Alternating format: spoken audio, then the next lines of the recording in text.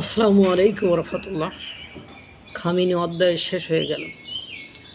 আজকে ইরানের রাষ্ট্রীয় গণমাধ্যম থেকে উপস্থাপকরা ঘোষণাই দিয়ে দিল যে ইরান আর ইসরায়েলের যুদ্ধ যেটা শুরু হয়েছে, মানে মার্কিন যুক্তরাষ্ট্র ইসরায়েলের যৌথ আক্রমণে খামিনির পরিবার নিহত হয়েছে। খামিনির মেয়ে, খামিনির পুত্রবধূ, খামিনির নাতনি, খামিনির জামাতা, এরাও খামিনির সাথে মারা গিয়েছে। ইন্না লিল্লাহি ওয়া ইন্না ইলাইহি রাজিউন। আমি আমার আগের ভিডিওতেই বলেছিলাম যে কোনো একটা বড় ধরনের অঘটন ইরানে ঘটেছে। এজন্য ইরান একযোগে 14টি মুসলিম কান্ট্রিতে, অর্থাৎ মুসলিম দেশে আক্রমণ করেছে। কারণ এটা একটা নর্মাল সেন্স এবং নর্মাল আইকিউ ছিল। শুধু যে খামিনি মারা গিয়েছে বা খামিনির পরিবারের সদস্য মারা গিয়েছে তা কিন্তু নয়। ওই যে প্রতিরক্ষা মন্ত্রী ছিল তিনি মারা গিয়েছেন। অর্থাৎ খামিনি প্রশাসনের যারা কর্তা ব্যক্তি ছিল, সেই কর্তা ব্যক্তি বা মাথার লোকেরা সকলেই মারা গিয়েছে।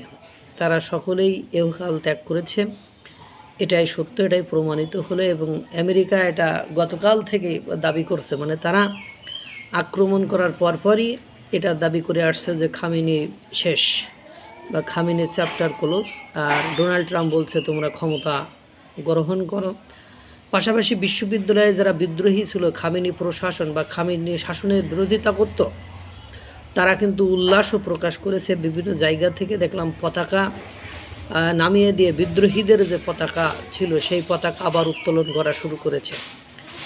এখন আমি এটা মানে মোটামুটি কনফার্ম হয়েছিলাম যে খামেনি যদি না মারা যায় তাহলে একসাথে একযোগে এতকাল পরে মুসলিম দেশগুলোতে, বিশেষ করে বাহরাইনের একটা টাওয়ারে দেখলাম আক্রমণ করছে, ড্রোন হামলা করছে। তারা ভাবছে যে আমরা তো শেষ, আমাদের ক্ষমতা তো শেষ, আমাদের সময় শেষ, তা আমরা আরে অস্ত্রশস্ত্র রেখে কী করব। এই অস্ত্রশস্ত্র তো যারা ডিপ স্টেটের মাধ্যমে রাষ্ট্রটাকে দখল করে নিচ্ছে বা নিচ্ছে বলতে এক প্রকার নেওয়া হয়ে গিয়েছে, তারাই ব্যবহার করবে। তো তাদের ব্যবহার করতে না দিয়ে আমরা এটাকে ব্যবহার করে এটাকে মানে সব বেঈমানদের ঘাড়ের উপর চাপাই দিয়ে, মানে তাদের চোখে যারা বেঈমান তারা আবার বলছে যে সে ইসলাম ধর্মের জন্য ক্ষতিকর। খামেনির শাসন প্রশাসন, খামেনির বিশ্বাস, আকিদাগত ঝামেলা, এটা অনেকেই জানেন, কারণ শিয়া অধ্যুষিত অঞ্চল। যাই হোক, ওটা এখন আলোচনার বিষয় না। আলোচনার বিষয় হলো ইরানে খামেনির অধ্যায় শেষ হলো। দেখা যাক এবার সিরিয়ার মতো কোন দিকে মোড় নেয়। আল্লাহ তাআলা সকলকে ভালো রাখুক, সুস্থ রাখুক। আসসালামু আলাইকুম ওয়া রাহমাতুল্লাহ।